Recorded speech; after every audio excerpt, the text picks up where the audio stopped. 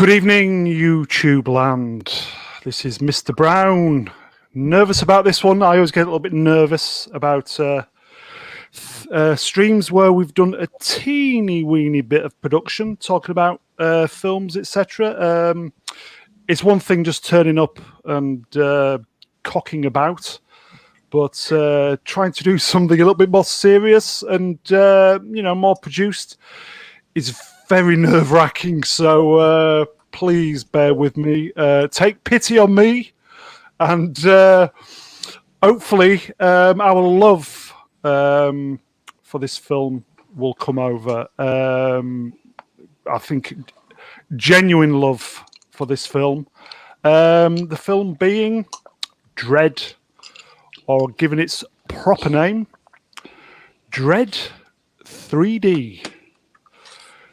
3D being the, I think 3D part being probably the Achilles heel of the actual film, unbeknown to the producers and the filmmakers at the time. It was a bit of a, I would say, own goal, which didn't help the film, but over the course of years has been very kind to the film, and it's developed a I would probably say, as with most films that bomb at the time, a cult status.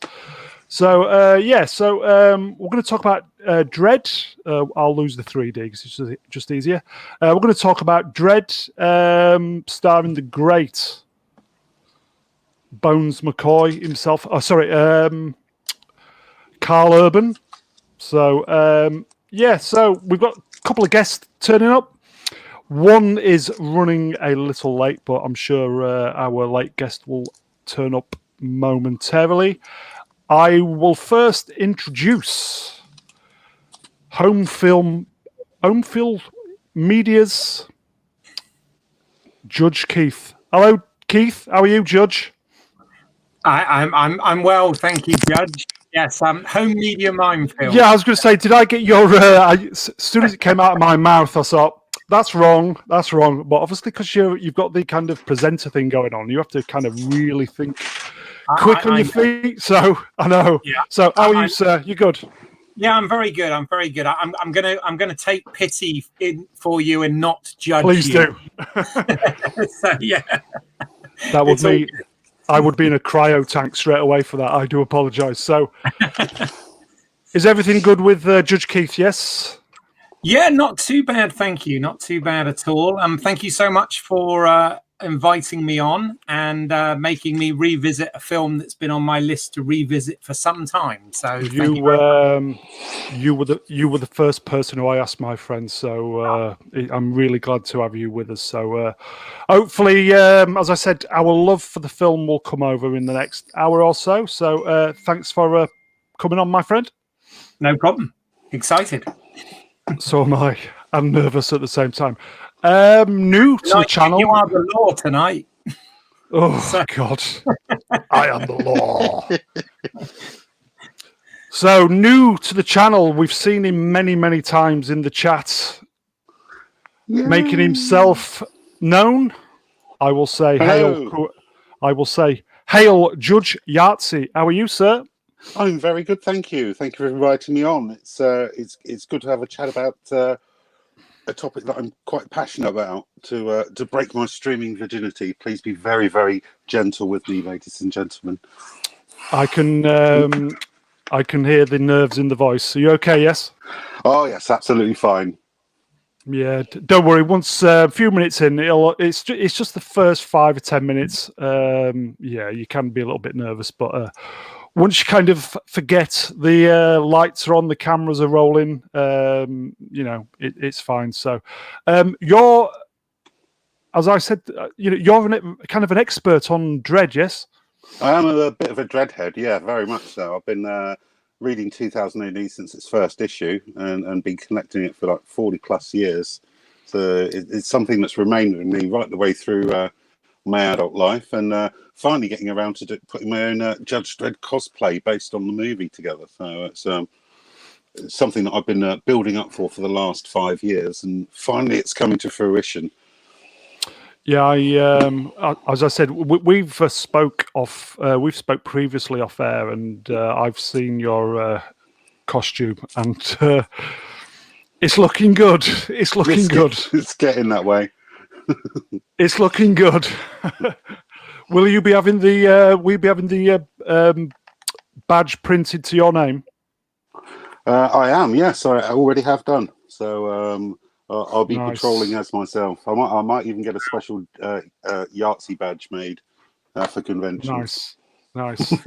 I'll just say to the peeps in the chat, hail MC, good to have you with us, sir. Our number one of the channel. He's been here from the first seconds. Sklavko, hello, my friend. Cruel Berab, hello, my friend. Cockney Spock's about, hello, my friend. Real Hones, hello, sir. Yeah, so shall we get to it then, guys? Yes? Absolutely. Right. Okay, so Dredd. It was out if I remember correctly, I think it was pretty much out directly straight away after the London Olympics. I don't know if that was probably something to do why people didn't pick it up at the cinema. I kind of remember I knew at the time, I knew it was coming out. As I said, I'm not like an Uber fan like Yahtzee, but I know enough about Dredd, especially after watching the Stallone version, that I kind of like. Well, it's just basically an actioner, isn't it? So so it was a no-brainer for me. It was literally only out in the cinema, and I think you've said this. We said this off air, didn't we, Judge Yahtzee? That it was literally out for a week and then it just disappeared. Yeah. I mean, I was all geared up, ready to go and see it, and local multiplex to me, which was about 50 miles away, was showing it, and I thought, I'm a bit tight for cash this week. I'll go next week, and then it was gone. So and you're I never actually got to see disappointed, it. Yes. Absolutely. I honestly wish that I got to see it in 3D, because the people who have seen it in 3D say it's astronomical. This is the sort of film that 3D was made for. Yes, the 3D was done very, very well. Keith, did you catch it at the cinema, or has it just been later on Blu-ray or DVD? No, I did indeed catch it at the cinema also. Oh, good man. And, good man. I was lucky enough to get to see it in 3D in the cinema, because you're absolutely right. This was one of those rare occasions with the 3D fad that we sort of had from 2009 when James Cameron, put Avatar out in 3D. And then, of course, everybody jumped on that bandwagon. But a lot of films that were shown in 3D were done in a post-conversion process. But Dredd is actually one of the few films that was actually shot for 3D. So it was filmed in 3D. It was fully intentional. Those shots were designed. They were using phantom cameras to do it, to get all that slow-mo stuff and whatever. And that is why this film actually works fantastic in 3D. I don't have the home equipment to watch 3D back, but when I rewatched it on Blu-ray last night, I watched It still looks good in 2D, to be fair. Yeah, no, it does indeed. It does indeed. But this is definitely a film that embraces the 3D technology and, as I said, uses it a lot better than many films did while that was a thing. Yeah, because I did read that it was conceived as being 3D from the start, and yes, as you said, it was shot with 3D cameras instead of being post converted. So you could tell straight away in the cinema that it was good, that it was done well. Yes, no, I think they did a very good job with that. I think in terms of the actual craft, this film is actually very nicely shot and put together and lit and, all of that good stuff. So, yeah, a lot of work went into that. And that's why I think the 3D does hold up. If you're able to see it in 3D nowadays, it's only people who have obviously got the home equipment to do that can can do it, because obviously 4K has not gone down the 3D route at all. Yeah. So I will say then, Dredd was directed by Pete Travis, produced and written effectively by Alex Garland. He did The Beach, Ex Machina, and is it Devs that he's recently done? So screenplay also written by Alex Garland, based on Judge Dredd by John Wagner. Was it Wagner? And Carlos Esquerra. Is that right, Yahtzee? Yeah, Escara. Well, that's how I pronounce it. I've never met the guy, but are they British or American? Carlos is Spanish and sadly passed away a few years ago. But John Wagner's, I think, is Scott, I believe. Okay. And Dredd was written. When was the first magazine? Was it the 70s? It was February 1977, and the Judge Dredd didn't appear in the first issue. Came in on the issue 2 with the fabulous Biotronic Man stickers that I stuck all over myself, and then went immediately swimming in, which is a great thing to do when you're 8 years old. So Dredd is literally the same age as Star Wars. Yeah, very much so. And you think it would be just as big, and there are various different reasons why the Dredd film wasn't a commercial success, but obviously we can have a chat about that later. We are indeed. Starring Carl Urban, Olivia Thirlby. I didn't know that Olivia Thirlby was literally 22 or 23 at the time. I didn't realise she was that young. No, me neither. She's very young. Also stars Lena Headey. She's the woman from Game of Thrones, if I remember correctly. That's correct. Yeah. Even though I've never seen Game of Thrones, just not my bag. Not my bag. And co-starring General Hux. Yes, as the computer. He was the computer. Geek with the eyes that had been gouged out, wasn't he?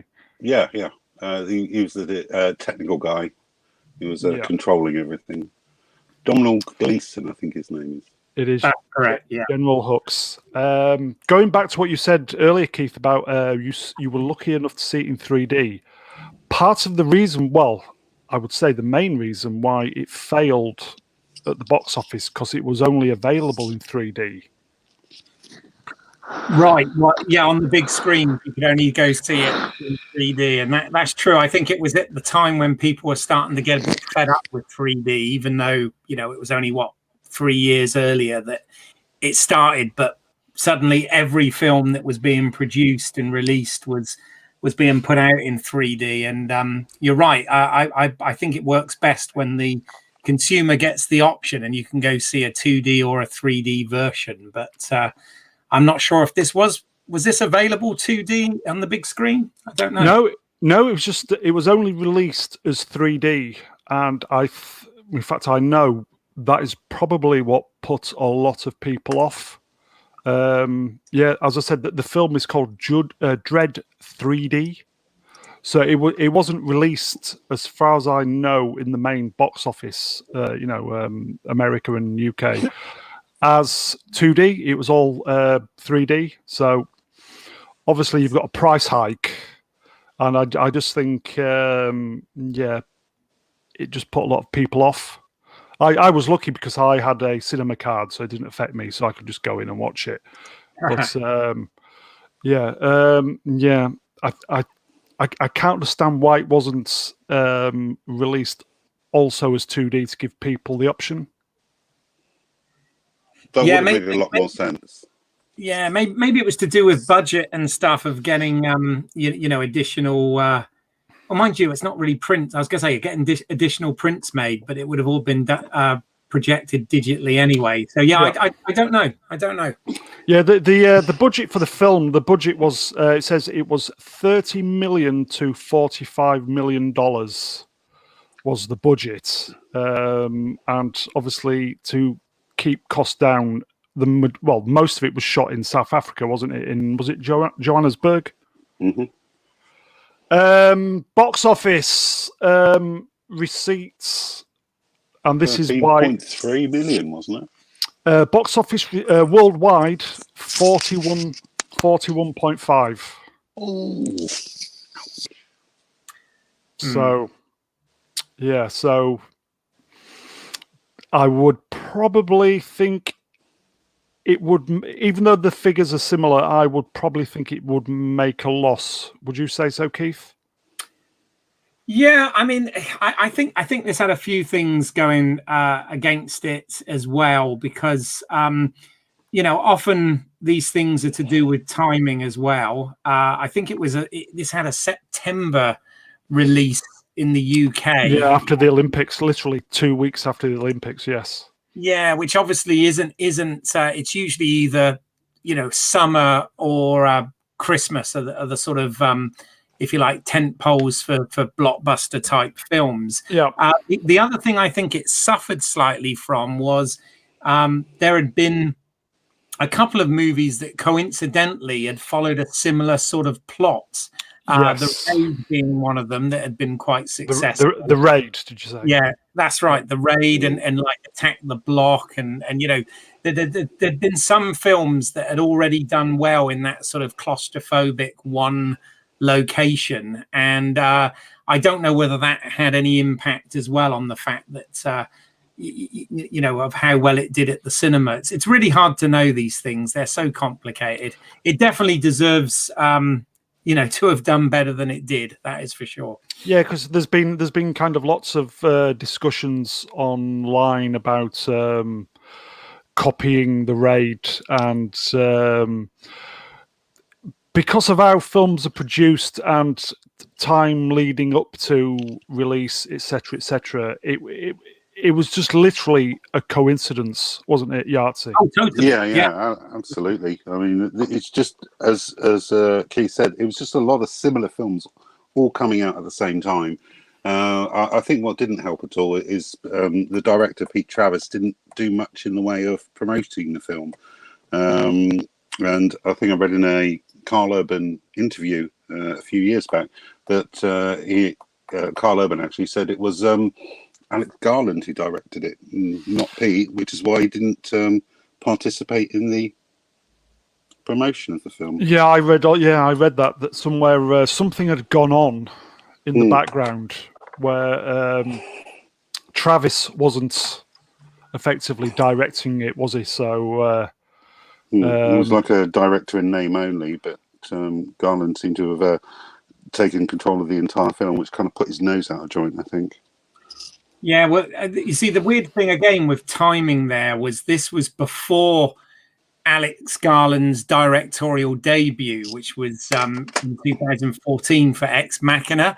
Obviously, he'd written screenplays and produced dozens of films up to this point, but hadn't actually, sat in the director's chair at that point. So, again, it may be political. There may be some sort of reason why, this could have been his first film, and for whatever reason, the people putting the money up, etc., wanted to go with someone who had more of a directing track record, which I guess Travis had at the time. But it's weird, isn't it? It's weird how it's a funny old industry, that is for sure. I read that Duncan Jones was approached to direct. That's David Bowie's son, isn't it? Who did Moon. Yeah. That's correct. But I think he wanted to either take it in a different way, or he didn't agree with what the producers wanted. So he kind of walked away from that. So then, obviously, it was Pete Travis who allegedly directed, but as it's come out, Garland has pretty much done everything, really, hasn't he? It's totally his baby, isn't it? Yeah. Oh, yeah. I know there was a lot of push behind it to try and get a sequel produced, because the 3D Blu-ray set that I've got, I have to be honest, was actually gifted to me by a good friend of mine, and it was done as part of a promotion to try and actually raise awareness to actually try and get a second film made. And part of getting involved in that was you got a copy of the film on Blu-ray. So as I said, that's how I actually ended up with it, was through a friend of mine that was really into Judge Dredd, who kind of being part of that movement.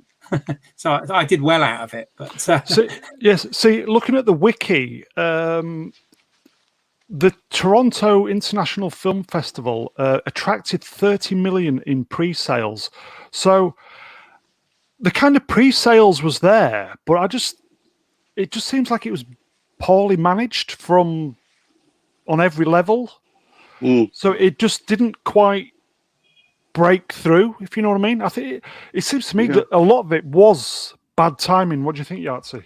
Well, yeah, very much so, and the complete lack of promotional material. I mean, as a fan and reading Judge Dredd in 2000 AD, the only way I actually knew about it was because of the magazine. You wouldn't see it in any of the general mags like Starburst and things like that.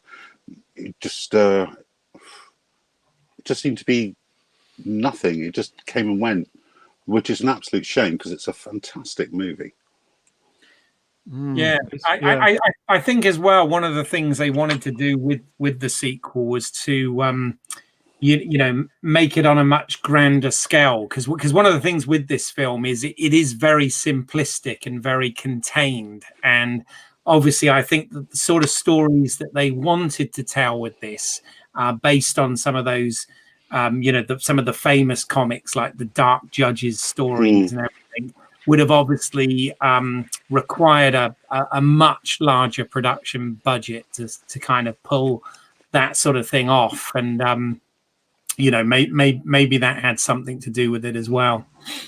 I also like the film is a great jumping on point for anybody who's not familiar with Dredd. It gives a pretty good, well-rounded introduction to the character. And I like this so much better than the 1995 Stallone version, and we got to bring that up at one point, which is absolutely it would be terrible. rude not to. It would be rude not to. I mean, the thing I do love about the Stallone one is the brawling cityscape that just says Mega City One right from the outset, and it was absolutely glorious to see it at the cinema. But I didn't get the same mega city feeling from the South African landscape with a few CGI tower blocks here and there. Just didn't have the same thing. But as soon as you got into the into Peachtrees, it was right. That was Dredd, 100%. Absolutely nailed it. Carl Urban was the perfect casting choice for the character. He doesn't have the chin. It was very good, yeah. But he's got the attitude and he's got the voice and the mannerisms, everything that I wanted from him. And played it to perfection, and not removing the helmet. Absolute good plus. call. Good call. Yeah. Good call. I mean, I honestly don't know what Pedro Pascal is bleating on about. You know, needing more face time. Ego. If you just bear with me, guys. Trev's just popped in. Just give us a second. Hello, Trev. Hello, mate. Are you all right? Yes. How are you? I'm all right, matey. I'm all right. Apologies to everybody on the stream for being late. Don't do it again. Trev, meet Judge Keith. Hello, Hi there. Judge Keith. You all right? Yeah, I'm well, thank you. Nice to meet you. And you, mate, and you. Trev, meet Judge Yahtzee. Hello, Trev. Hello, Judge Yahtzee. Should I change my name to Judge Trev? Then? I think you should. Yeah, Judge Trev, definitely. There we go. So, Trev, Judge Trev, feelings about Judge Dredd, or should I say Dredd? Well, Dredd is the far superior film out of the two. It's the closest thing you'll get on the big screen. That comes to reading 2000 AD, doesn't it, really? Absolutely. Are you a big fan of the comics, Trev? I used to be. I've not actually bought a copy of 2000 AD for quite some time. In fact, I only used to get it. The Wagner art stories were particularly my favourite. We were just saying that Dredd is it's got to be 45 years old. Yeah, I can well believe it. And the comic's actually run in real time, so I think he's in his 70s now in reality. Really? Oh wow. Yeah. So yeah. Is he still? Is he still in the job, as it were? Yeah, very much so. At the age of 70. Wow. It's like rejuvenating replacement parts. Lost his eyes at one point. Had so many bits replaced. He's more machine now than man. What year is Dredd set? You know, Judge Dredd. What kind of era? I think in 1977. I think it was set in 2099. Right. So if it's sequentially, so what you're saying it's probably about 120 years. Is that right? Yeah, about ahead? right. Mm-hmm. Right. So they will be what? So they'll be in 2140 around. Okay. Yeah, I'm very disappointed. You didn't even see hoverboards. I'm going to be dead before these things come out. Yeah, they're all in the film. They all seem to be driving modern day or current cars, like old VWs and stuff. Yeah, I was like, "What the hell's camper van? What's going on?" Yeah, wasn't it a Volkswagen? It was when they were all doing the slow-mo stuff at the beginning. Yeah. Yeah. No, it was really weird and a bit out of place. And the opening, as I said, for me is don't like it. But then again, as soon as you get into Pear Trees, the plot goes, and you're right in there, and I love it. Okay, hotshot. Yeah. I think obviously because the Stallone version had more budget, didn't it? So yeah, it had like 3 times the budget, and that was 30 years ago as well. So yeah, the Stallone one. Wow. It's a shame there wasn't any money in the budget for a dialogue coach for Stallone. Big budget, A-list actor. Fucking ruin it. It's like giving Star Wars to Disney, isn't it? Ooh. Well, here's the perfect IP for you to do something with. Oh, yeah. And ride along lawnmowers with the fiberglass frames of Lawmasters. Yeah, if they can ever get it to work. Okay, so on screen we've got Carl Urban as Dredd. He just reeks of dread. He does. Even the downturned mouth. Yeah. There's actually that's a photograph version of testosterone, isn't it? It's like somebody gave him every copy of 2000 AD and he read it. Yeah. And then ate every copy. Is he bunged up? Is it too much fibre? Yeah, definitely too much printing ink. Yeah, What do you think? He remains focused. He remains focused by wearing boots that are one size too small. And does he do that in the film? No, but that would certainly explain why he's so grumpy all the time. So the actual, so what you're actually saying is the actual character in the cartoons, in the magazines. His shoes are one size too small to give him the edge. Give him focus, yeah. It was a tip passed on to him by another judge. His old tutor. Have you read every issue then? Yeah, every one. I did. I've still got some original art somewhere as well, which is my pride and joy, which I won't be selling. Have you got the? Have you got any of the original comics? Yeah, I've got them all. Most of them are around me, all over the place in huge storage boxes of 2000 ADs and Judge Dredd magazines. Wow. So it's fair to say that you do eat, sleep, breathe Dredd. I love him. Which was your he's sorry, just a quick question, Judge Yardsey. Which was your favourite artist that drew Dredd? Oh, definitely Carlos Ezquerra, and then Brian Bolland, and then I think I really like I've forgotten his name, Steve Dillon, who also did Preacher. No love for Wagner then. Isn't he a writer? Hang on a minute. No, it was the guy who used to draw him who died about 5 or 6 years ago. Yeah, Carlos Ezquerra.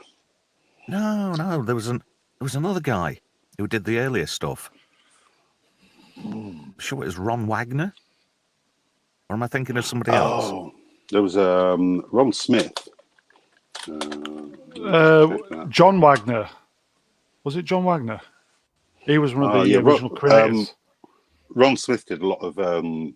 That's probably it, Ron Smith. He died a couple of years ago, unfortunately. It's weird because all the creators of this iconic comic are starting to slip away, and it's like bits of my childhood going with it. Mm-hmm. Yeah, that's age waits for no man, unfortunately.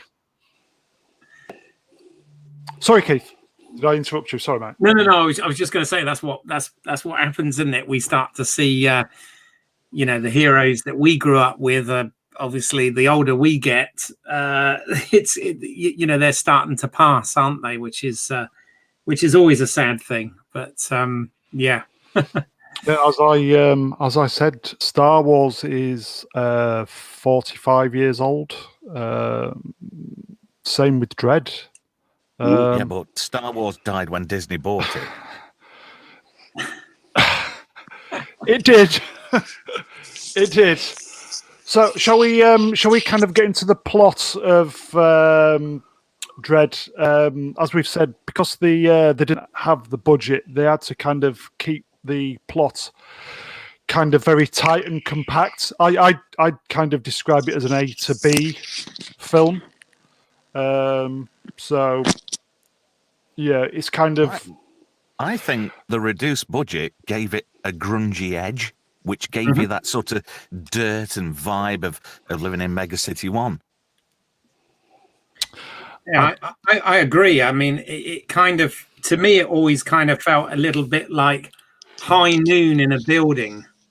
It had that kind of narrative vibe to it. In the fact that it was very contained. It was almost sort of real time in its storytelling, and I kind of welcomed the simplicity of this film, and I just think that I agree with what you're saying, Judge Trev. The reduced budget kind of push the creativity in terms of not only the narrative but the locations and the look and kind of, like you said, the sort of dystopian grunginess, as the word you used, of all of it. And I actually think it worked really nicely for this. Yeah. Did anybody else find that the interiors inside Peachtree's was almost claustrophobic, and it added to that tension and that fear? Oh, sure. Yeah, very. It's I don't know if any of you have been to these some like street markets in Singapore, and they have these little mall complexes full of these little tiny shops everywhere, and it was very much like that. It was like it was closing in around you, and you definitely get that feel from the Peachtree's environment. It's it looks nasty, it feels nasty, and probably smells nasty as well. I'm sure I read that the Peachtree's kind of basement stuff was that shot in a shopping centre in London that was going to be demolished. I don't know. I'm sure it did. I'm sure I read somewhere that it was shot in a shopping centre that was going to be that razed to the ground. So as I said, most of it was shot in South Africa. Yeah, unless if I'm probably mixing it up with something else, but I'm sure it was Dredd. I've just looked that up actually, and according to this, some of the filming locations was the Oriental City Shopping Centre in Collingdale, London. So you're absolutely right. There you go. So I was paying attention that day. Yes. Spot on. Yeah. Yeah. Yes. Yeah. So basically, what we're saying is the story is Dredd is taking Anderson on an assessment. Effectively, is that correct? Mhm. And She's not exactly judge material, but they reckon she's got a good chance of making it because she's got the enhanced abilities there. is she's a mutant? Yeah, she's a sign. Yeah. She's right. Yeah. She grew up quite close to the wall that they put around Mega City 1 to protect it from the radiation of the rest of the US, which is just a wasteland. And apparently she got some psych abilities, which even though she barely passed her entrance exam to get into the judge corps, they kind of felt that she brought something unique. So his job is to give an assessment on her, basically, isn't it? Yes, it says here Judge Dredd is tasked by the chief judge, who's a female, if I remember correctly, with evaluating new recruit Cassandra Anderson, a powerful psychic who marginally failed the aptitude tests to become a judge. So effectively, the film is based on him giving Anderson an assessment on the job to see if she's up to task. So they get Peachtree. So they go to they're called Mama. She executes 3 dealers. Is that correct? And skins them alive and throws them over the balcony on slow-mo. Is that correct, Yahtzee? Yeah, pretty much so. And they all go splat into the concrete 200 floors down. Yeah, I do like the kind of graphic nature of when they go splat. It doesn't leave anything to the imagination, does it? Not at all. And the colours and absolutely glorious. I mean, although I never got to see it in 3D, even watching it on a big screen in 1080p, it's just amazing that the color and fluidity of the action and the explosions of people's heads on the big screen. I love it. Yeah, no, absolutely. In fact, I'm wondering, you were asking about why this film never wasn't successful as they'd hoped. I'm wondering if one of the contributing factors was the fact that, and I think rightly so, this film was a hard R. It was, even the Blu-ray is an 18 certificate, and they really pushed for the violence and the gore and everything in this film. Which I think absolutely works for it and makes it very adult and serious and gritty and whatever. But likewise, this is why lots of distributors want to tone things down so that they can get that PG-13 rating or 15 certificate, and therefore, get a larger audience in. And this was the thing. This was a restricted movie to go see. And, sadly, I'm not saying that this is right, but that can also have an impact on the box office, obviously. Well, I think anything less than an 18 would have been a disservice to this film. Oh, I agree. I totally agree with you there. Yeah. I'm not saying that I think it should have been a lower. I understand the point that you're making, because most modern, companies want to have the widest possible audience. Oh, has it gone? So they can increase the return. Exactly. Hello? Yeah, I can hear you. I think it might be my end. Can you hear me, guys? Yeah. Oh, I just popped off a moment then. So sorry, Trev, you were saying, sorry. No, I was just agreeing with Judge Keith. Most of these films these days, that broad, and they tried to aim for that PG-13 solely to make as much cash as possible at the expense of the actual content and context of the film. Yeah. What basically a film stands and falls on the US market, doesn't it? So was it a hard rating for the US, or did it have the restricted? Where basically if parents can go in with them, was it that good question. I know here for sure. The Blu-ray itself is actually an 18 certificate. right? So I'm assuming that it was a hard R in the US, but I'm not sure what the rule is around that now. I think sometimes I think actually if it's an R, then it is only adults. Only over 18. You can't even take a child in. I think the PG is where you can actually take a child in with you, with the parental guidance as it says. But I think this absolutely worked as a hard, violent film. That's what it was supposed to be. I'm guessing that's what the source material was, and I think it worked. But as I said, I do think that sadly it may have had some impact on the box office figures as a result. Sadly. Well, that's the world of Mega City 1. It's tough, it's hard, it's crowded, overpopulation, everything else that contributes to a dystopia. So I think contextually, this film definitely needed to be a hard R and an 18 for it to actually be true to the source material. Yeah, no, I agree with you entirely. Yeah, you couldn't make this child friendly because it's just, it's like, do you remember RoboCop, the remake? Just exactly. What a great example! What a waste of time.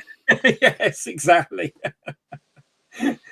Dear. So unfortunately, because they wanted it to be true to the source material, again, that kind of hindered how it was going to be. Well, but basically make money. Actually, I have a question there, based on something you brought up there. Actually, for you guys that are,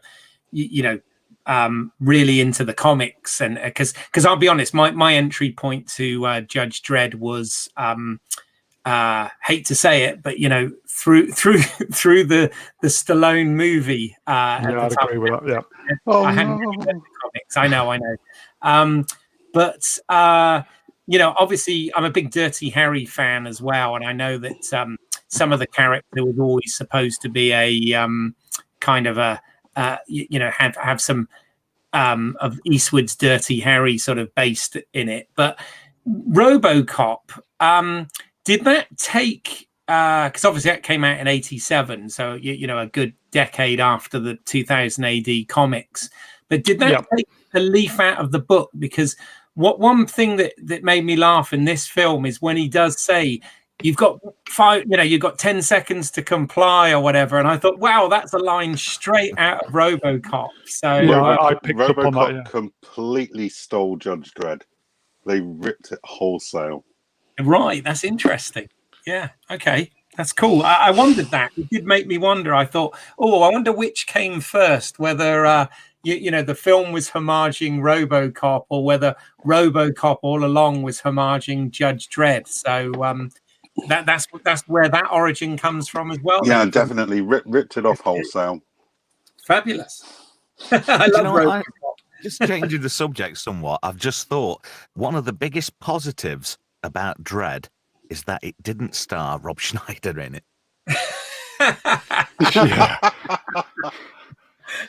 Yeah. Oh dear, yes. no comedy relief. Annoying twat. No identity that's politics. That's the thing. Judge Dredd, Dredd does not have any humour in it whatsoever. It's living up to that true dystopia. Yeah. No, it's a very dark film, and it's a very and so it should be. It's a frightening future. isn't it? It really is. So a lot different to the other adaptation. So yeah. Well, that was just popcorn, an American gloss. Yes. Yeah, it was. It literally just took the premise and the name really and did its own thing, didn't it? Yeah, and Stallone pretty much disowned the film years afterwards, didn't he? Well, we disowned him for it too. Well, yeah, I mean, it is an absolutely terrible film. It's just a shame the 2012 didn't have the budget, as Keith said, 3 times the budget. Can you imagine what this film would have been like? They could have financed a trilogy with that. Well, at 45 million, I think it did bloody good. Yeah. We said before you came on air, Trev, that effectively they didn't make any money at all on it. Yeah, but the Production... thing is, yeah. You know, on the aftermarket sales, Blu-ray, cult status, that's where they're going to make more of the money. So they might lose at the box office, but in the retail sales, they'll be making money hand over fist. And this film has a larger cult audience than the people who went to see it at the cinema. It did very well on physical media, yes. Hence why we're still having this conversation even now. When are we going to get a sequel? So, yeah, and that's well, according to form, it's not going to happen. But there is that rumor what keeps flying around about Netflix or Amazon having something in development, and Carl Urban keeps dropping little tidbits here, there, and everywhere. But until I see it, I'm not going to believe it. He's busy doing The Boys anyway at the moment, so yeah. And he's great in that. I think he borrowed a bit of Dredd for his character Billy in The Boys. I agree. Yes, yeah, I can totally see that. It would be. I mean, I think this would make if a Netflix or an Amazon Prime or somebody like that did pick this up, an HBO Max or whatever. This would be a great show. You know, this would make. You could do more than just a movie with this. You know, you could do a limited series or something. Oh yeah, there's a series all day long with this. Yeah. You could even have something like a 3 to 5 year story arc with it too. So Carl Urban could still play him, basically, couldn't he? And Anderson's young enough to play, for 5 years. So yeah. Yeah, Olivia Thirlby, if I remember. Yes. Shall we go back to the plot? So, effectively, Mama and the henchmen have thrown. Is it three rival dealers over the competing dealers?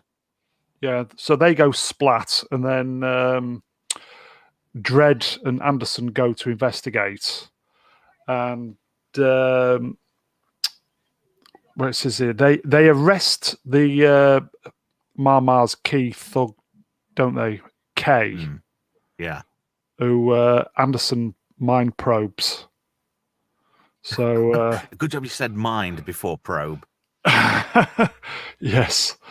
So they're effectively leaving the building, and Mama's shit frightened that they're going to find out what's going on, aren't they? Because Anderson knows that the slow-mo trade is centered in peach trees.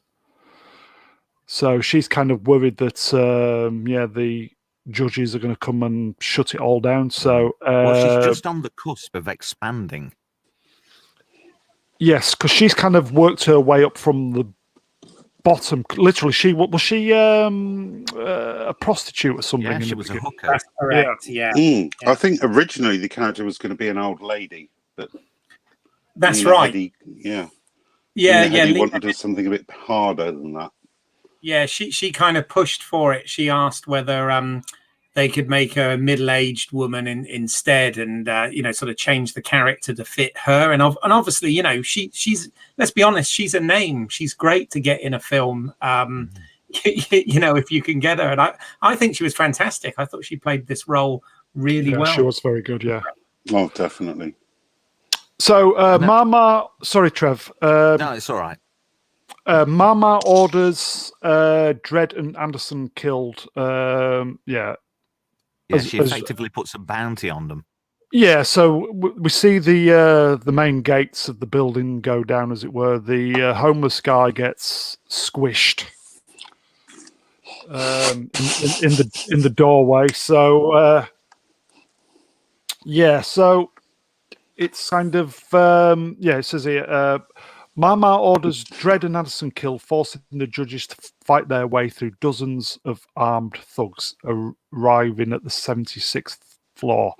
Doesn't Mama kind of she puts a bounty on them, and literally everybody in the building goes after the judges, don't they? If I remember correctly. That's correct. Pretty much so. It's like she owns the entire building, from ground floor to the top, completely filled with her soldiers. They're trapped in there, and everybody's going to kill them. Yeah, even to the point where the medic's going, no, I can't let you stay in here.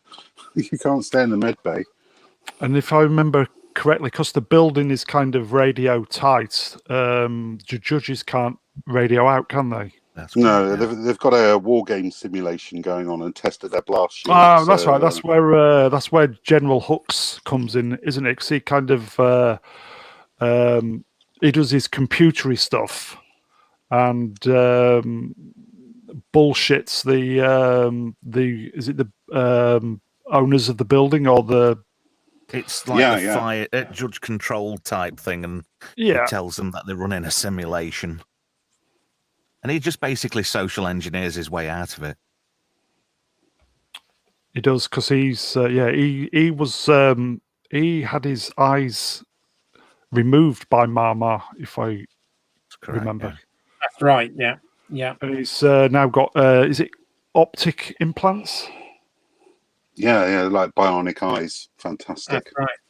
And that becomes a plot point, because that's obviously something that Judge Anderson can sense when she meets him, right? So yeah, she sees the violent act from his memory, doesn't she?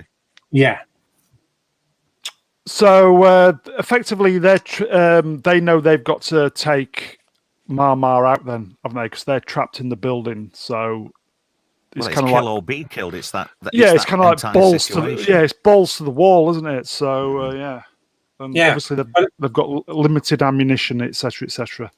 Yeah, it went from a call to investigate, a narcotics crime, through to them essentially being trapped in the building and having to fight for their lives. So it's a great. I mean, the story plot wise, they did a really good job in sort of framing this with the Judge Anderson character, the Anderson character, because if it had just been Dredd on his own, it wouldn't have made for such a compelling plot. And I actually think that the setup for this is actually very well thought through, even though simplistic. It's very well executed.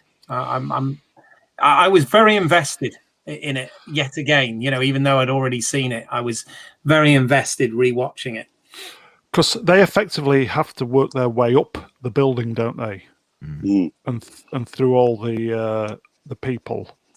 200 levels of hot shooty death. Yes. Yeah, and there's a scene where Anderson kills a young bloke, doesn't she? Yeah, right. Was that at the start? Was that her first? Right that was her first killing, wasn't it? Yeah. She was pretty much ordered to execute him. And then that's connected up with they go into an apartment, don't they, later on? And I think this is one of the first time we see the practical applications of Anderson's power, where she senses the name of the person who actually living in the apartment and convinces her to open the door. And then they realise that the person is the wife or the girlfriend of the person who she killed. Is that correct? Yeah, that's right. Yeah. So she kind of has issues with that a little bit, doesn't she? Very much so. I think also being a rookie in this first time that she's actually been in a live fire situation of this nature. I mean, most judges are trained from the age of 5 upwards. unless they're clones. So she would have had experience handling a firearm, but never actually using it on a person. So this would have effectively been her first kill. Okay, so it says, while Dredd works his way towards Mama, she calls in the corrupt... this is where it kind of gets good, doesn't it? The Mama calls in the judges, doesn't she? And effectively offers was it 1 million credits? Yeah. Mm-hmm. So it says here, judges Lex, Kaplan, Chan, and Alvarez. I have a question. Again, I have a question as someone who's not that familiar with the source material here. So other than Judge Dredd and Anderson, are any of the other judges or characters directly based on anyone from the comic books, or were they created for this film? Not that I recognise. No. No, They were I in the don't Judge recognise Dredd them. movie, though. Like the chief judges. Magruder and whatnot. Yeah, I think that first the chief judge at the start was supposed to be Magruder. I'm not entirely sure. Right. I don't think she's mentioned by name, but it's definitely set around the Magruder kind of era. And Mama wasn't a villain from the or an antagonist from the comics, then? No, it's an entirely new creation. I think the only Marvel that I was familiar with grew singing heads in one of the earlier issues. So Right. I think it was singing heads that could hypnotize people. It's quite weird. I'm glad they didn't use that. And was the obviously the drug slow-mo was that from the comic books, or was that again created for this film? Well, I mean, you're talking over like 2,000 issues. It probably had something very much like it at one point. And they've done so many different things over the years in Judge Dredd. Some things that you see once and never hear from again. So at one point they had this, right in the early issues, they had a blood-sniffing dog robot which would just scoot off and follow scents, and they never use that again. But they probably have very much have done drug stories in the past. So Right. it could very well be, whether it's slow-mo or not, I honestly can't remember. How can you not remember 45 years worth and 2,000 issues? I don't know. lots and lots of drugs. Some slow-mo yourself, yeah? It's like I look at the picture on screen, and when I see that, I just think, why the hell have we not got a series? Desperately need it. It's a perfectly suited universe to do that sort of series and expand upon it. Although the Dredd 2012 is a great introduction, I think if they did one of the more wackier storylines, like I mean, Judge Death is supposed to be rather serious, but I don't think the audience would have appreciated as much as a jumping on point for the character. Just a quick question, just out of interest. If they ever did decide to make a sequel to Dredd, who do you think would be a good antagonist? Because I think if they did Mean Machine the right way, I think he could be a good plot basis. Absolutely. I mean, you could include him. I would personally like to see the Cursed Earth saga, where they're particularly relevant today because they've got to take a vaccine from Mega City 1 to Mega City 2. And actually travel right across the Cursed Earth wastelands to get that vaccine to them. Cursed Earth, are we talking Skegness here? Yeah. It's a bit like Skegness, but with less chips. And weed and scooters. Yeah, definitely. There's definitely a lot less Quadrophenia vibe about the Cursed Earth. Yeah. I was talking mobility scooters actually, but never mind. Yeah. Isn't that the Dredd 95 version on mobility scooters? No lawnmowers. All right. So it says here that Anderson, she gets captured, doesn't she? And there's some mind stuff going on with Kay, isn't it? Yeah. And, yeah, it's quite nasty, that. It's quite, again, that would have been pushing the rating there, I feel. Yeah, there wasn't, obviously there was no frontal nudity, but you saw from the back, but it was done well, if such things can be done well. So Yeah, they all look the same from the back. they do. That particular scene, I think, was very good because they used nudity as to psychological effect rather than to titillate, and it was it made it kind of scary and edgy rather than just having a boob scene just to make certain people smile. But I'm glad they missed that out. Yeah, because I think at that moment Judge was on his own, wasn't he? Because Anderson had got captured by it was after those two young children, wasn't it? That's right. Yeah, a little That's bit the balcony later scene, than isn't it? Yeah. So Anderson's playing with Kay with the mind games, and then he tries to kill her, doesn't he? And then the gun. What's the name of the gun? Lawgiver. Lawgiver. Yeah. Doesn't recognise the DNA, does it? So That's correct, it does its party trick, doesn't it? Explodes. I mean, it's always done that since the 70s, and it was great to see that nice little bit of fan service in there. And there's fan service littered throughout the movie. Even the graffiti is from the comics. And you had a picture earlier on where there's a flag hanging down at the back, which is another Easter egg because that's the old mega city flag with the 5 stars representing each of the mega cities. Wow, So, you are an expert. they filled this film with Easter eggs that comic fans would get, which would just appear as set dressing to everybody else. Yeah, because didn't the one of the thieves or the drug guys that they run down at the beginning, I think on the back of his jacket he had what used to fill in for the swear words in the comics. Is that right? Drock or Drock, something yes. like that, right? Drock, on the back of his jacket, I noticed. So yeah.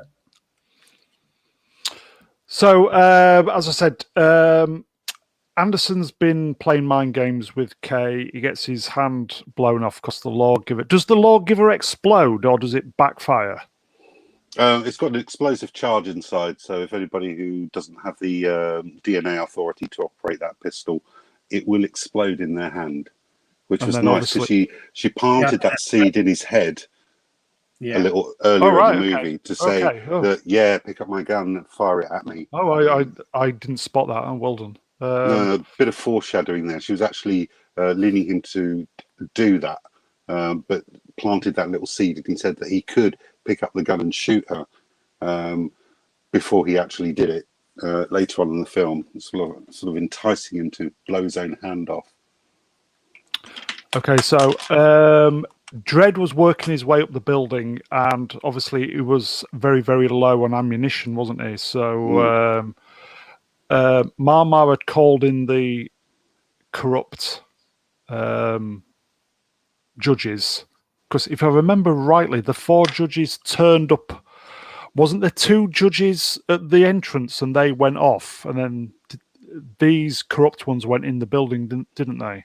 Yeah, they originally 2 judges turned up to follow up on Dredd's distress call when he managed to get an open signal at the top of the roof, and unfortunately those 2 judges couldn't get in, but the 4 corrupt ones certainly could, and decided to send them on their merry way.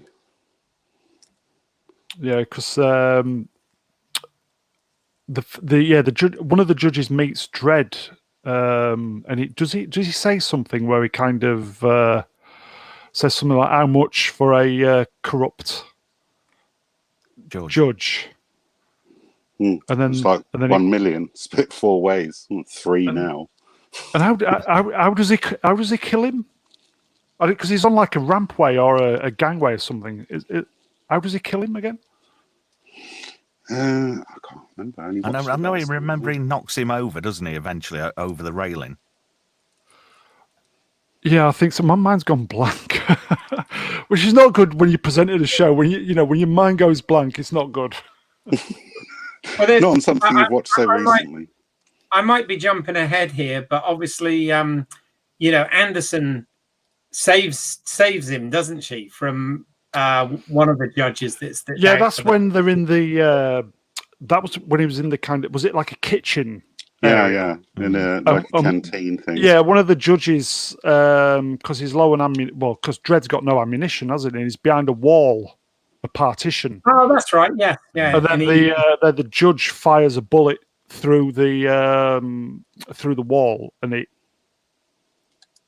basically goes through him, doesn't it? Yeah. Mm. And then he gives he gives the speech to the. Does he say something like "wait a minute" or something like that? Yeah. He's just basically going, wait, and then he goes off into monologuing about the great Judge Dredd begging for his life. Yeah, and there's Anderson stood at the side of him, and he didn't know, did he? Well, it's never actually mentioned, but I'm guessing as a telepath, she probably was in contact with Dredd and could actually sense where he was and let him know telepathically she was on his way. Otherwise, what would be the point of him stalling in the first place? Yeah, and that's his one sort of humorous one-liner, isn't it? When she shoots, wait for what? He goes, wait for what? And then she shoots him. He goes, wait for that. Yeah, wait for her to shoot you. Yes, it says Dredd kills Alvarez but runs out of ammunition. He's subsequently shot and injured by Lex, but Dredd stalls him long enough for Anderson to arrive and kill Lex. Yeah.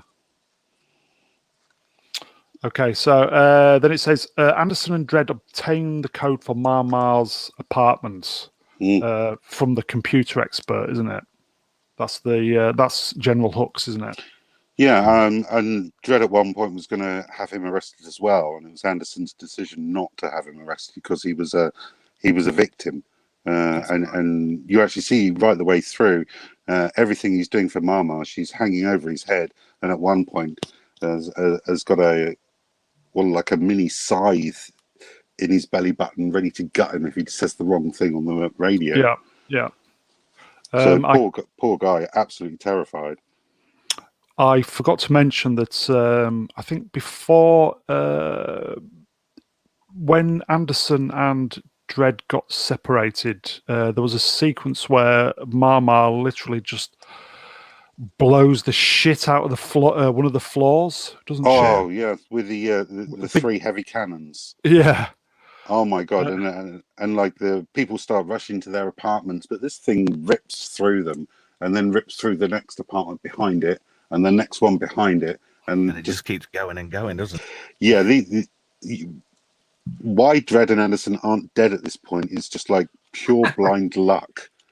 Yeah, because literally everybody's just getting strafed, aren't they? So yeah, they're turning everything into red liquid.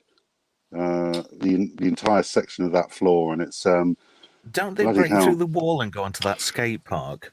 I was just going to say, yeah, that's when they make contact, isn't it? And then they call for the other judges. Yeah. Yes, indeed. So, okay, so going back you mentioned graffiti from the comics. Isn't the Fatty's rule on the back wall? I think that's somewhere on there, and there's a chopper scroll somewhere on the inside. Which I love the Fatty's storyline. I thought that was really good. You couldn't do it these days, though. Yeah, but I bet you could. I bet you could still get the wheel for the overhang on the gut. Yeah. Well, I've certainly met some people who could use one of those. You could have maybe use a unicycle if people get that fat.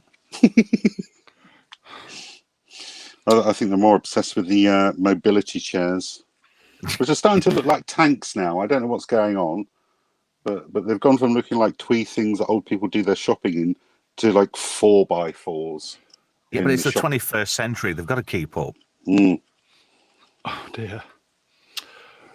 So so effectively, Dredd has captured Mama, hasn't she? Hasn't he, on the top floor? And she's got a device on.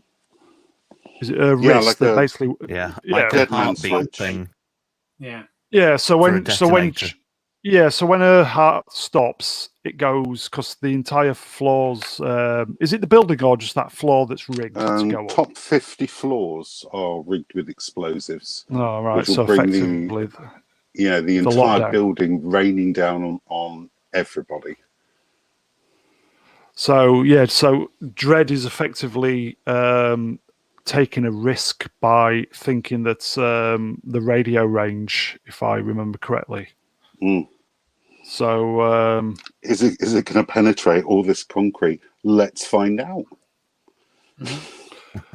so does he give her a dose of slow-mo before he throws her over? Well, shoots her first, because she's like, "Oh, you cannot hurt me. My wings are like a shield of steel. Oh, you fucking bastard! You shot me." And then gives her a hit of slow-mo and throws her over out the window. Taste of her own medicine at the end, quite a literally. glorious moment on screen, which, as I say, is a constant source of regret that I never got to see it in 3D. Look at that. That's just amazing. Whoever put that together, cinematography-wise, has done some really, really, really classy LSD. That's amazing. I think it works because it was shot in super slow-mo. And I think with 3D stuff only seems to work well if it's very, very slow or kind of like spaceships flying through things. And it did look good, to be fair. And they took their time for her to go down to the bottom, didn't they? Before you could see her face started to hit the concrete, as it were. And making the cross symbol where her scar is, matching Dredd's helmet, the red X in the centre. Keith, what did you think to the sequence? Did you like it? I did. I thought it was incredibly well shot. Obviously, using the phantom cameras that they did to get that incredibly high frame rate in order to get that slow-mo. Was fantastic, and it was one of those things where it's satisfying because this character's done some absolutely despicable things throughout this film, and it's one of those where you really want the bad guy to get their comeuppance, and she does, and it's just a really satisfying moment. And beautifully shot, despite the fact that it's crazily violent and gory. But I thought it was a very satisfying conclusion to what they built up. Trev, do you like slow motion deaths? Yeah, because like I said before, it was just desserts. She got what she gave at the beginning of the film, and like everybody else has said, fantastically shot. Well constructed. It was a fantastic sequence. And, how this film didn't make more of a dent at the cinema just goes to show that people don't appreciate really good films, whereas they'll go and pay good money to go and see a piece of tat produced by J.J. Abrams. No franchises mentioned. But, people will go and see that and think it's fantastic, whereas some people will watch Dredd and think, oh, God, this is boring. It just shows you what kind of heathens we're dealing with on this planet. I read the music, especially the part where she's going down the central shaft, as it were. The music was taken from a Justin Bieber song. And... Really? Okay. Yes, and it was... I did not know that. It was slowed down. so much. It had kind of an ethereal feel. So yeah, if you look on the wiki, yeah, Justin Bieber as they used one of his songs, which It I probably just sounds thought, better slowed down. yeah, I think the music was the guy who did the music. It was Paul Leonard Morgan. yeah, it was composed at normal speed and then kind of super slowed down as well. So you get that, as I said, that kind of ethereal feel to it. So yeah, Justin Bieber. So there's a trivia fact for you. Justin Bieber. Yeah, so they go down to the two judges. Then they go down to the foyer, and if I remember rightly off the top of my head, the assessment is over, isn't it? And Anderson thought she'd failed. Is that correct? Yes, she lost a firearm, which is an automatic fail. So she bravely fought on, even though she knew she'd already failed the assessment. She still went on ahead and did her job, and yeah, respect to her. And I think Dredd rightly gave her the pass. Yes, because she thought she'd completely messed it up, didn't she?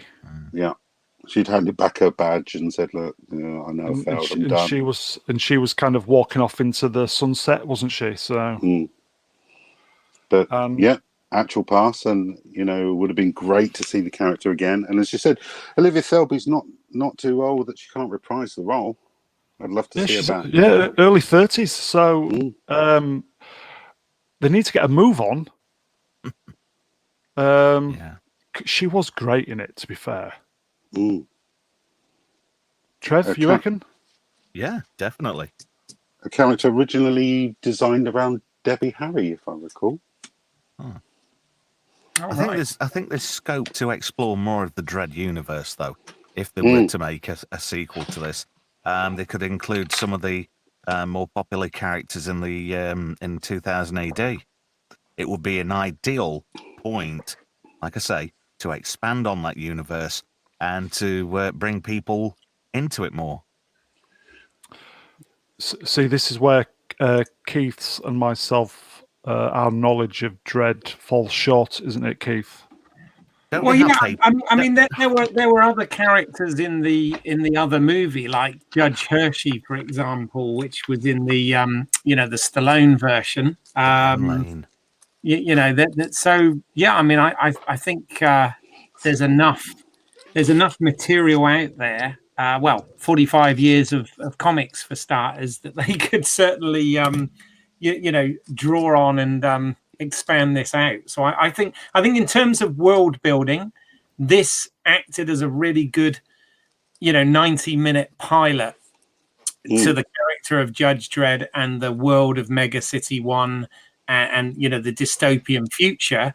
And I think they could really go wherever they wanted with this now. If only they could get it produced. I'm sure Carl Urban would be happy to come back because he still talks so passionately about this. So one can only hope. But time has moved on. I mean, it's scary to think it's been 9 years already since this movie was out. So I would say this. It was almost just thinking about it now. It was almost.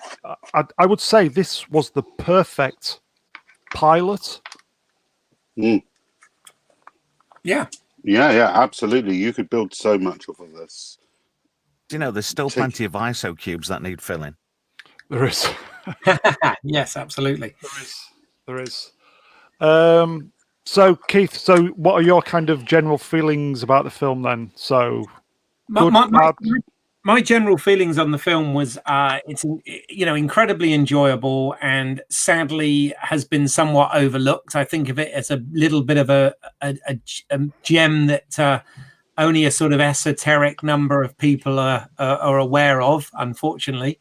I think it deserves another crack. But yes, I really enjoyed. Thank you for asking me to be part of this because I hadn't actually sat down and watched the film in some while, and I had a I had a very good time sitting and rewatching it. So thank you. Yeah, I was on my turbo trainer last week, and I thought I'll watch Dredd, and I think I think that was the third time I've seen it, and I was not bored. I was not bored in the cinema when I saw it. I was not bored when it was on Channel 4 a few years ago, and I was definitely not bored when I watched it on the turbo trainer. I just think its heart is in the right place, as it were, and so many excellent elements. And as we said earlier, because the budget was so small, they had to get it right. What do you reckon, Trev? I want to know who's rolling a fag. Not guilty. Judge Yahtzee. Oh, that's me. I'm so sorry. It's all right. I'll let you off this time. Are you going to lay judgment? He's failed the test. Don't worry. Into an ISO cube for life. 30 years, creep. So, Trev, what are your feelings about the film? Well, it's a solid 10 in my book. I'm not being biased Really? or anything. I would give this film a solid 10. Is there such a thing as a perfect 10, though? According to the beautiful South, yeah. Because there are a few films I like, and I'm thinking, can you truly give a film a 10? This is a masterpiece of cinematography. The script's good. The visuals are good. Even the soundtrack is good. The sound design is fantastic. Yeah. And every character, even though you don't know them, every character's believable. You can invest in that character for the moments they're on screen. And it's just superb. It's a sublime effort in every respect. And, if anything was going to be the epitome of Judge Dredd on cinema, that would be it. Yeah, I'd agree with that, Trev. Thank you. Yeah. Judgment is passed. Judge Yahtzee, feelings? Oh, I love it. It's a perfect jumping on film for Dredd. You don't have to be a fan of the comics or even the character. It's just a bloody great action film from start to finish. It's Do you think there's anything that could be improved? Or yeah, Mega City 1, I just didn't like it. So if they could improve that, it would be a solid 10. I agree with Trev on that. But for me, I'm going to put it in at a 9. But it is an absolutely amazing film, and I can watch it again and again and again. I never get bored of watching it, to be truthful. It is a very, very fast 93 minutes. It is. And thoroughly enjoyable. There's no room for let-up in this film whatsoever. Just as soon as you think you've got some breathing space, the machine guns start again. It's like Star Trek 3 is also a film where you watch it and then it's like, God, is it finished? It's just one of those films that, it doesn't mess about, does it? It just delivers everything. And 93 minutes, it literally just flies by. Do any of you think it could be longer, maybe an extra 10, 15 minutes, or because... No, it's perfect. I think if you start padding it out, it's just going to start to get a bit boring, but it'll be more of the same. And it's just a perfect length. Great stuff. I love it. Would you agree with that, Keith? I would actually. I mean, it's interesting that the Blu-ray releases and whatever, there are no deleted scenes on it. So I'm assuming that pretty much everything is there in the film. Right. But I think it works. It's a tight. By the time you take the credits out, it's a tight 90-minute film. Beginning, middle, and end. It moves along at a good pace. You learn what you need to learn about the characters, and you get on with it. And I think it's perfectly paced, to be perfectly honest. Yeah, it doesn't mess about, does it? It just takes you straight in, and you're just there for the ride. And it is. I would say for me, it's a strong 9 all day long. And as I said, I don't really know the source material, and Judge Yahtzee does, and if he's pleased with it, then it must be 100%. So much so that I made it my next cosplay. We will get to that. I just feel I can feel that it's just going to be one of those films that gets passed by, and I know it is a proper cult classic now, isn't it? Yeah, I mean, it's got the same sort of vibes that I used to get when I used to watch Blade Runner when it came out on VHS in the 80s.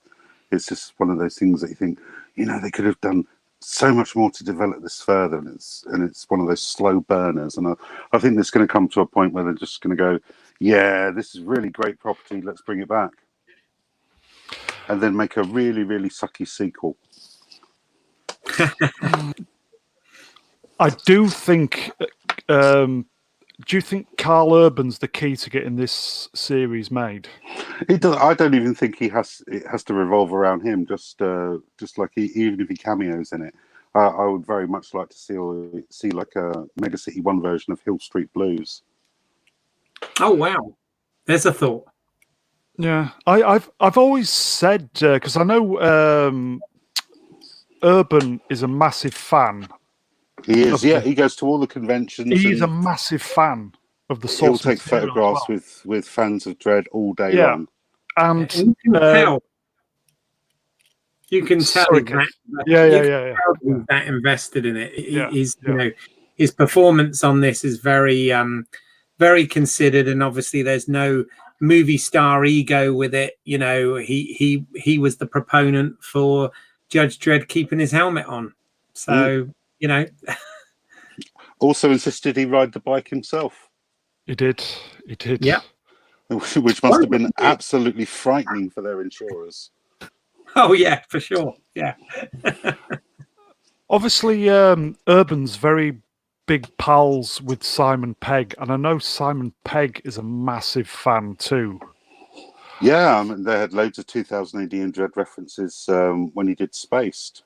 Yeah, I've always wondered, why can they not get some funding together? Surely they've got enough clout or money between them to do something. And I've never understood that, because I know both of them love Dredd.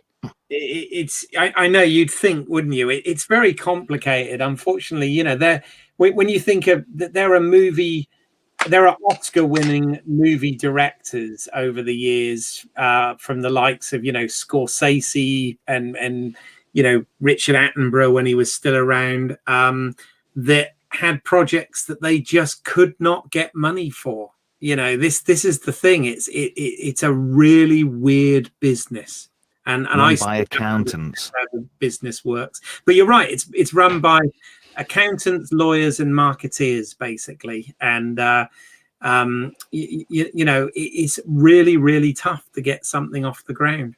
Even if you've got a little bit of clout and star power, you'd be amazed. Even those people that are well entrenched in the industry, sometimes struggle to get projects made, and it's so weird. I would think this was ripe for the picking, but clearly something's not quite working, is it? Yeah, it's like sorry, Trev. I was just thinking, if there were no plans to ever make a sequel for Dredd, if there was anything out of the 2000 AD universe I'd like to see, and that's a really, really good adaptation of Rogue Trooper. Oh, currently in the pipeline. Yeah, that's, allegedly, yeah. Duncan Jones, who I said at the beginning, who was originally offered Dredd to direct. Yeah, I'm surprised David he didn't take it. This film would have fit his style really well. I think it was something to do with it was something to do with direction, where the writers wanted it, and they didn't have the same vision. Effectively, that's why he passed. To be honest, I don't think it would have been the film it was if it had been directed by Duncan Jones. I think he passed it down because it was too dark and too violent. I may be wrong though. His loss. Yeah. PD Rich says in the chat, I do apologize, chat. I've been ignoring you tonight. I do apologize. ABC Warriors. There was Oh, one yeah. in the Judge Dredd movie. There was, yeah, there was one in the Stallone movie, wasn't there, that made My a boy. little cameo.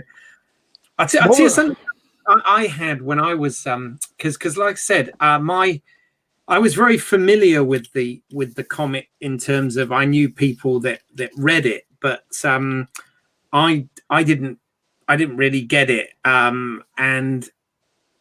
But one of the things that I did when I was a little bit older, remember buying, was there was actually a crossover comic with Judge Dredd and Batman. I think it was called Judgment on Gotham, and it was essentially Gotham City in the future with Mega City 1. And I remember that being a really big thing when it came out. I don't know whether I'm saying blasphemy for the for you guys that are hardcore fans of the source material, but I remember this being a thing. Do you remember that? Yahtzee? Sorry, I missed the start of it. Sorry. There are. I was looking on Pinterest today, and there does seem to be lots of crossover comics. And Oh yes, the Judge Dredd Batman trilogy. They did. yeah, one of with- them was yeah. RoboCop as well. I don't know if that was actually genuine. Is RoboCop as well? Was that? I'm not entirely sure if that was a mock-up or not, but there are lots of fake comic covers out there. But he genuinely met Batman and various elements from the Batman universe on 3 separate occasions. So, but they started devolving into something very silly, which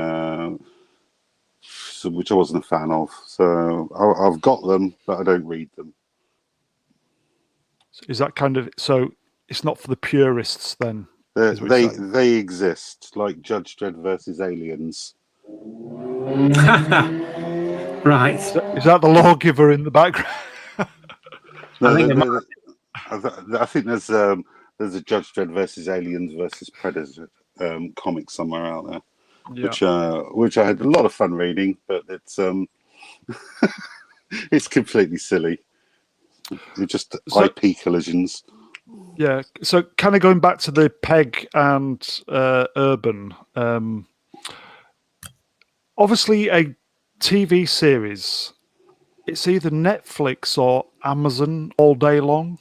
Mm. But I kind of thought also, and I think this probably would be where the funding would struggle. It would be perfect as the main title for BritBox. Oh yeah, BritBox being it's basically the streaming BBC, service. BBC and ITV, isn't it? Yeah, I just think it'd be perfect for that. I agree. And any platform where you can get funding for this is going to be, I think it's going to be a winner. It's going to be one of those things that you're just going to grab loads of fans on, and take it from there. It's just so rich, so many different things that they could do, so many different stories they can tell, from just Blockmania, where the entire city's poisoned and goes lunatic, which is a precursor to an apocalypse war. They just genuinely have a nuclear war right out of nowhere. Yeah. With the Russians, which was devastating to the city. So, as we said, we can't figure out why Peg and Urban aren't doing anything. No. But I think it's rights more than anything else. Yeah. I think Simon Pegg would love to do another 2000 AD character called Strontium Dog, which was another great 2000 AD series. Originally started in Star-Lord in 1978. Right. He's a British bounty hunter. He's a mutant. He's got his eyes can see through anything really, and he's a generally cool guy. Got time bombs and electric knuckle dusters. Perfectly suited. Again, I don't think we're ever going to see anything like that. It's just the screen graphic I've got on screen now. Urban has been approached for this. This is a different company that's making this, isn't it? Judge Dredd Mega City 1. This was kind of as a direct response to the success or the kind of cult success of Dredd, isn't it? Mm. It's just the 2012 film just seems, the fan base just keeps on growing and growing. You'd think that after a while it would just die down, but every day I'm seeing new people starting Judge Dredd costumes and doing new Judge Dredd stuff for something. Well, it's just been going on for so long. You would expect the interest to die down and people to move on to something else. But there have been some conventions 3 or 4 years ago where you'd literally have 50 different people in judge outfits turn up. In the chat, PD Rich kind of agrees with me. Sadly, BritBox will never have the dosh for it. I think what I've read about this Mega City 1, I think also that would be perfect for BritBox. I just get the feeling that a lot of these companies don't kind of see the opportunities. No, I mean the comic itself is almost 50 years worth of lush IP that can just be harvested. I believe they're doing a couple of other properties. I think there's a series called Button Man for Netflix in development, which is based on another 2000 AD property. I suppose things are in its infancy for the multimedia part of Rebellion as a company who they originally bought 2000 AD and Judge Dredd off of IPC magazine some years ago. Rebellion's making this one, aren't they? Yeah. They're originally a video game company, and now they were fans of the comics, so they bought the comic, and now they want to develop different IPs from the comic into different products. We've seen some very good video games come out in recent years. The most recent one, I think, was the Rogue Trooper Redux for the PS4, which was a reworking of a PS2 game. Absolutely amazing. It's great. It's almost cinematic visuals, and fan interest is just on the rise all the time. You just see fan films on YouTube appearing every now and again based on the IP. People aren't getting bored. It's like our Batman. We're not going to let him Judge Dredd go away.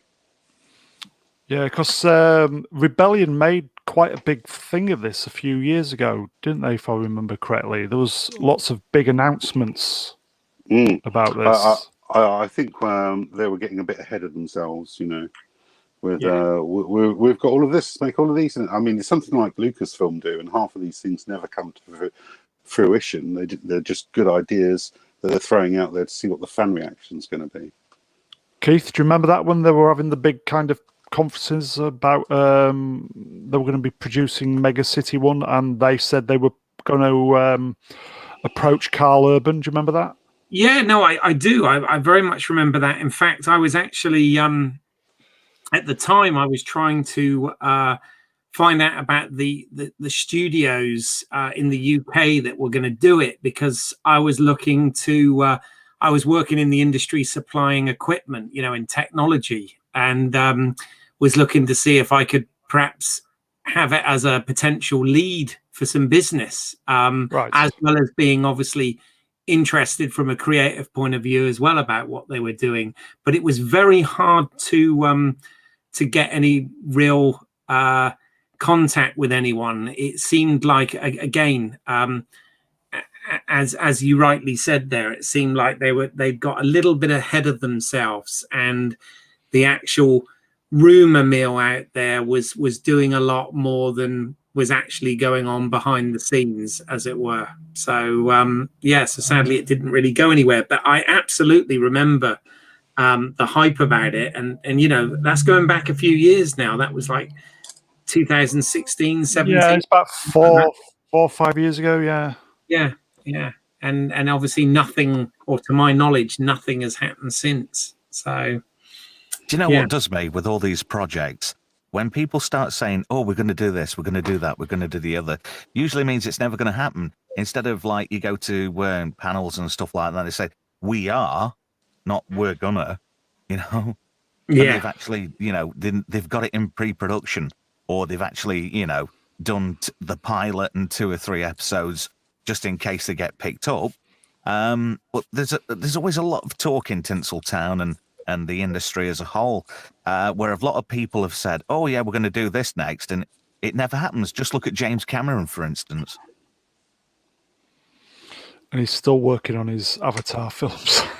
Yeah, but he said Avatar 2 was going to come out 2 years after the first one. Hello, we're in a different decade now. We are, mate. We are. Yeah. I mean, Avatar did look glorious in 3D, but it was a pretty crap story. It dances with Navi.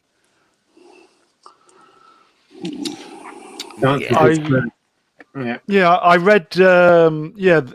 Adi Shankar, who was one of the producers of Dredd, basically said it ain't gonna happen. A sequel, so yeah, it's just basically down to the numbers, isn't it? So numbers and rights, it depends who rights to this sort of stuff, particularly if we're talking about something where multiple writers and creatives have been involved over the 50 years or whatever it is of the comic book.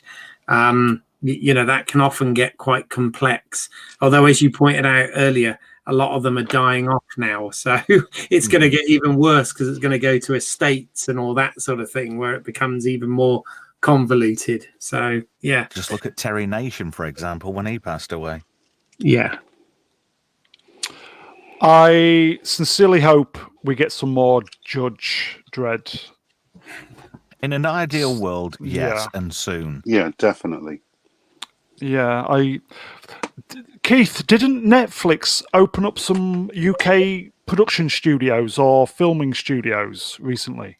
Yeah, yes, I believe they have. Again, this was kind of connected to what I was trying to look into at the time. But these these things are sometimes a lot. There's a lot of red tape and there's a lot of gatekeepers and whatever to get to somebody that's actually got real answers, and that's one of the frustrating things about wanting to be in the business but being on the outside of it. It's very hard to get in. So PD Rich in the chat says yes at Pinewood. I just thought I just Netflix stroke ITV joint production, they could make such a good series, but Please, not ITV. Well, it would be so I think money. down. It's money, though. Yeah, money. Yeah, but a lot of the things product would be so diluted if it went to partially to right. ITV. Yeah, you're probably right. Okay, because they've got to make it for people who don't necessarily follow the comics or the normies universe of 2000 AD. Yeah. Okay. The irony of all of this is the industry itself is actually crying out for IPs. That's what. Yep. And this is prime material that they've had 2 cracks at it in terms of movies, but I mean, as we've all agreed, I think this would make a really good limited series or ongoing series, whatever.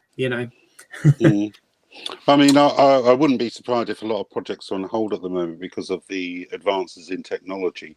The way they're filming The Mandalorian is when on their virtual set has changed the game when it comes stagecraft. When it comes to crafting a series when you're on a low budget. So I think that technology is going to revolutionize the industry, and you're absolutely right. This is the sort of world in terms of world building that could totally benefit from that technology. Totally, yeah. Okay, shall we just finish off for a couple of moments? So I'll just say to everybody in the chat, apologies for kind of ignoring you in the chat tonight, boys and girls. Thanks for popping in and watching our nice little Dredd tribute. I hope you enjoyed it. It's a stream from the heart because I think we all genuinely love this film, and it's just a travesty that it's not being taken to the next level or to the next step in its evolution. I think Carl, come on, Carl, Mr. Urban, come on, please step up to the plate. You know you want to. It all depends on you, my friend. You know you want to. So we'll quickly finish off on this. Oh my God, that's my boots. Oh my Do you know anything about this? Wow. Yeah, that's what I'm working on at the moment. That's going to be my convention kit for. Wow, that's impressive. That's most impressive. I like it.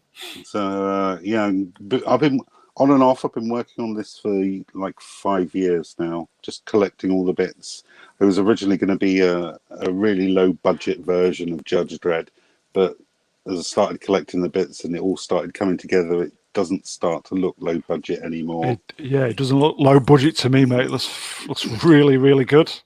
So I mean, there are people out there who have theirs 100% screen accurate. I mean, mine's I'd say about 90%. But there's some people who actually insist that their boots have got to have the same stitching and the same cut, and they've got to be the same height.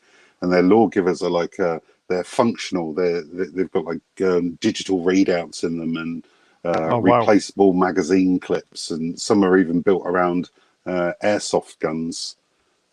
So the amount of effort that some people are actually putting into this, even today, is unbelievable. That you would think that a movie that was this old is still garnering interest even now. There's a lot of love for it. I've been looking on Etsy and eBay, and there's a lot of Dredd stuff, for cosplay. As I said, you can get a jacket.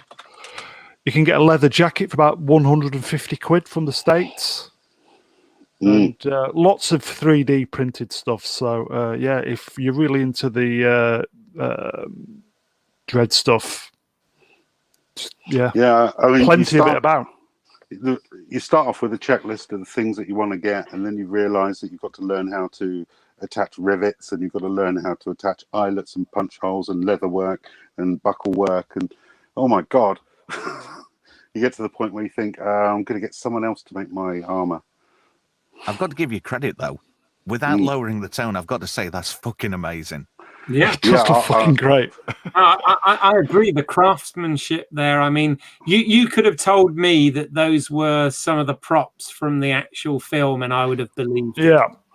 Well, yeah. I mean, some people are even better than that. I mean, I had my armor made for me after saving for some time, because there was an excellent guy on Facebook who was designing and producing armor for everybody, and everyone's going, "This guy is fucking amazing." So, what's the guy's name? Tony Broad. His name was on Facebook. But he makes those armored vests. Can I just ask a question, Yes. Judge Archie? Yes.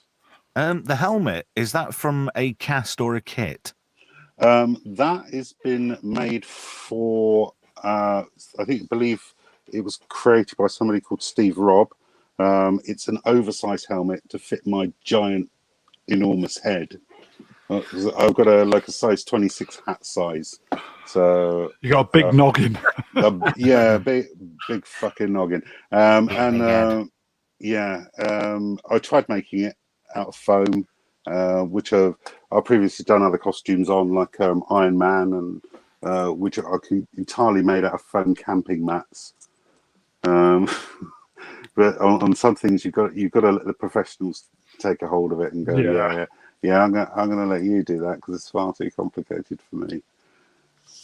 When my skills in this sort of thing are very, very limited. I'm still astonished today that I managed to finish the boots. And when do you think all this is going to come together then? About 2 weeks, maybe finished. Is the helmet going to have a visor? Yeah, visor. It'll be fully painted black, red, and gold, with a proper visor on. I'm getting ready to strip my mannequin of his Hellboy outfit and get this one on instead. And will we be able to see the final product? Oh yes, I shall be sure to post that on Twit as and when it's finished. Nice. I think it looks impressive, mate. I've got the helmet to finish. I've got a holster to do, which I'm creating out of heat responsive plastics, which I've never worked with before in my life. But I've got a really nice holster design sorted out, and it fits my Lawgiver perfectly, which is just waiting for its second coat of black, and then the rest of the painting. You said that was a 3D printed kit, didn't you? Yeah, this was the Lawgiver was originally picked up on Etsy. It was like in pieces, but some of the things you get on Etsy, they look great on the pictures, but they're not great when you get them. I mean, the thing had lots. Wish. Yes, I'll try Wish.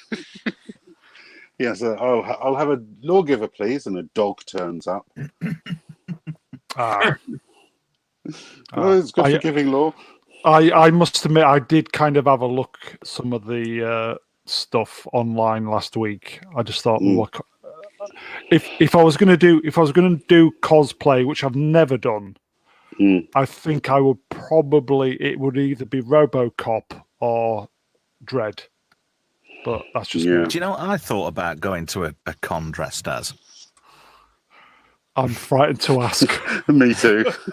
Well, me being a rather well-furnished chap, it's going to be pretty hard for me to find anything what fits. So I thought about getting myself a wig. Yeah, but you're working on it. Barry Scott. Barry Scott, go on. I don't get it. Go on. Hi, I'm Barry Scott. This is New Clitty Bang. Why was he? Silly bang guy. Yeah, he wasn't overweight though, was he? No, I am. So why Barry Scott? I am as well. I've just thought of a perfect costume. You know in Spaceballs where they dress up as those stormtroopers with the round helmets? I could go as Barf. I've not seen Spaceballs. Oh. Sorry. Keith, would you do cosplay? Yeah. Do you know? I this is the thing. You like dressing up, don't you? Oh, for sure. Yeah. No, I mean, I think it's great, and I think what's amazing now is with 3D printing and whatever, it's really opened things up, and it's that old thing. The fans are doing the best work always. You know, the fan created stuff just looks amazing. So I mean, for me, I've always wanted. Again, you know, it harks back to when I was a kid, but I always wanted a stormtrooper costume because of the bit where, you know, Han and Luke disguise themselves as stormtroopers, you know. Yeah. I always kind of wanted a stormtrooper outfit for that reason. Yeah, I'd love it. But I know you can get them, but they're pretty damn expensive. Yeah. Yeah, I must admit, I'm going to have to go on a diet. I'm jealous. Yeah, that's the thing about this costume is the trousers. I'm actually, because of the lockdown, 2 inches wider around the waist than I used to be. So the trousers don't actually fit me anymore. So I'll sort you for my 22 inches. Yeah, I'm going to be going on an exercise regime very shortly so I can fit into it. Because far too podgy right now. Thanks, lockdown. Yeah, lockdown.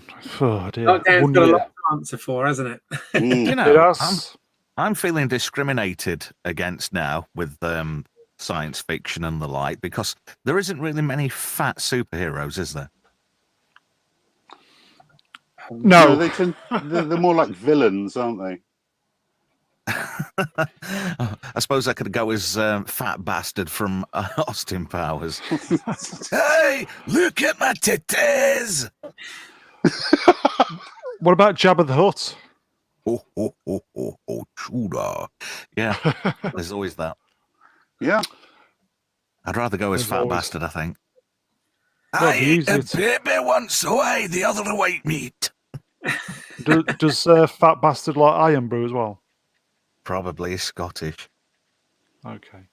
Deep fried Iron Brew. I've only had a litre today. I'm going steady. Oh, no. Right, I think we'll call it a draw there, boys. I was going to kind of go at 90, but we've kind of got a few more extra minutes out of it. So, Judge Yartsy, thanks for coming on, my friend. I hope it wasn't too nerve-wracking. I think I was probably more nervous than you, mate. No, absolutely fine. And congrats on hitting the 100. mark on your subs. Thank you, sir. Hopefully Have you, onwards and mate? upwards. Yeah, we got. Congratulations. We're just literally by the bootstraps, as it were. So yeah, cheers for that. Do you know what you get for your first 100 subscribers, don't you? I'm From frightened to YouTube. ask. Yeah, you get the Go on. bill. Fuck. Yeah, you get fuck all.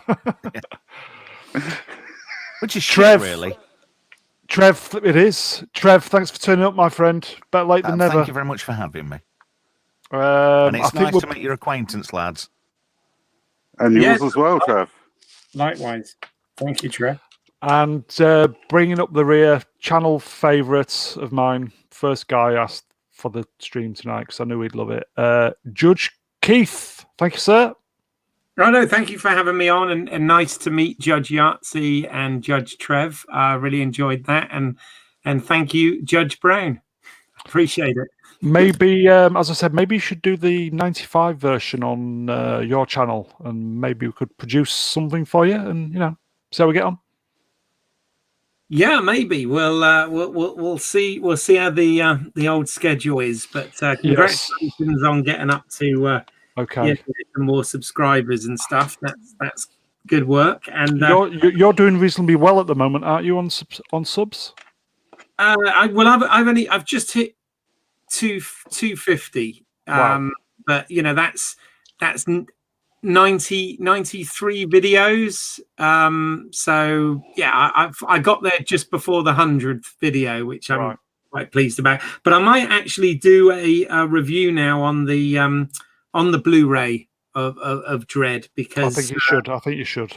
Yeah, I think, and I can we can cross-pollinate here, because I can mention this stream in that, and hopefully people will come and find us. We need to get the Dredd interest going a bit more. We need to get it going, because God, this film needs to go to the next level, to the next step. And I will be there as a background extra the moment it happens. Hey, with that costume, I think you could be there as one of the main judges. Not with my belly at the moment. Hey, I've just thought I can actually go to cosplay. Go on. You know the fatties rule? I could go as one of those guys. Oh, I was thinking there's also Fat Thor, isn't there? Thor Lebowski. Oh. That's opened up cosplay for so many middle-aged men now. But you're working on it, aren't you, Trev? I am working on it, yeah. Okay, so you'll get there. Don't worry. So I'll thank everybody in the chat, especially everybody who's watching this on replay. If you've stuck with us until the bitter end, I appreciate the watched hours. I appreciate your time. Just leave some comments if you enjoyed the show. If you didn't enjoy the show, as I said, I was very, very nervous about this one. It's one thing just turning up and just talking shite for 2 hours, but when you have got a plan and something produced, that's why Dan Hadley on the Spacebook makes it look very easy. Hail, Dan. We've got a lot to learn. So, so we'll see you next time. Maybe around tomorrow. Who knows? Thanks, everybody. Cheers, guests. Good night. Thanks very much. We'll see you soon, boys and girls. Take care. Bye-bye.